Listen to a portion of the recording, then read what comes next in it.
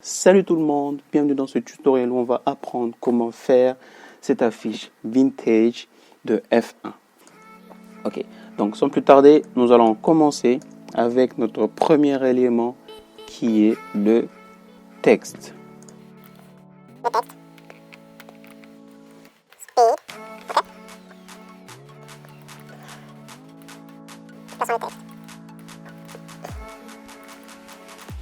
Ce que vous allez faire, c'est que nous allons convertir ce texte en courbe.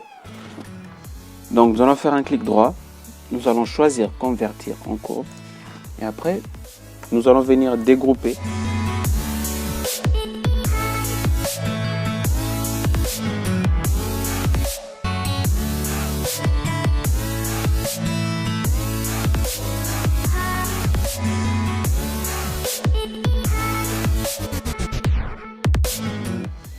Décalons D, nous décalons E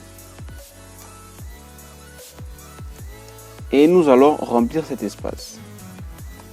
Nous venons ici, outil nœud, nous sélectionnons et on avance.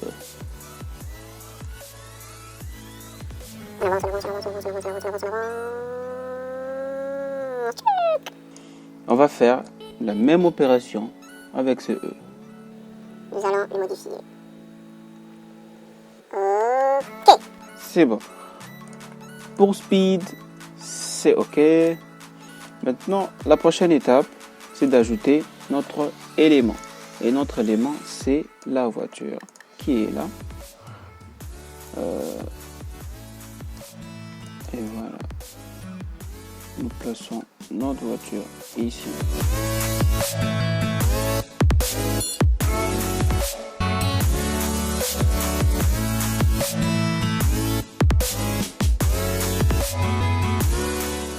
Nous prenons ce E, nous le faisons copier-coller, on le déplace, vu qu'il sera au-dessus, on effectue une rotation de 90 degrés.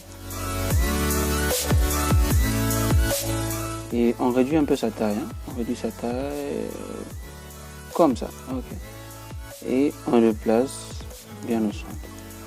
Après avoir fait ceci, ce E c'est notre indication pour la taille de la zone de texte qui sera placée juste quelque part ici.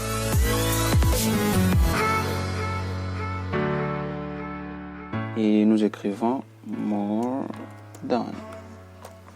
Cette fois-ci, nous allons changer de police. C'est du Montserrat. Nous agrandissons T. Nous ajoutons E. Et nous rapetissons. Ok. Nous allons sélectionner ceci. Le rendre. Nous allons utiliser Regular. Et ceci en black.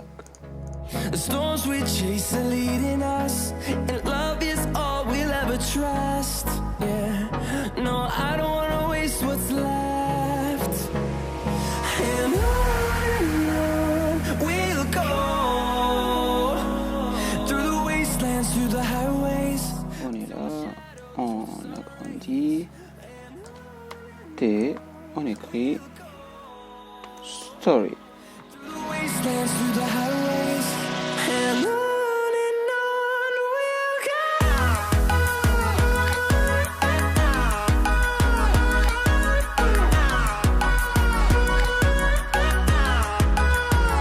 On va retirer les règles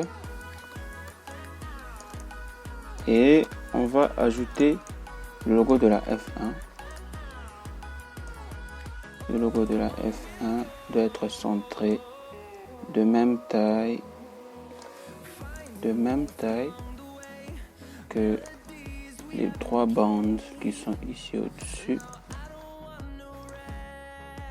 On le fait comme ça, on le fait descendre et voilà. Ce niveau, ce qui manque pour finir cette affiche, c'est le background. Et donc on va ajouter un background. On va premièrement story. On va mettre un peu de l'ordre dans notre travail. question de voir plus clair, parce que plus le calque augmente en nombre, plus ça devient compliqué de se retrouver facilement si on ne met pas de l'ordre dans ce qu'on fait. Donc, après cette étape, nous allons créer un background. Donc, nous sélectionnons l'outil carré.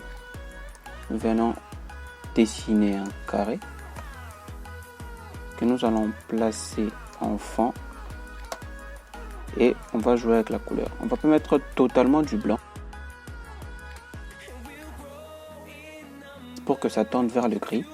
Et une fois fait comme ceci, nous allons ajouter du bruit à ce rectangle.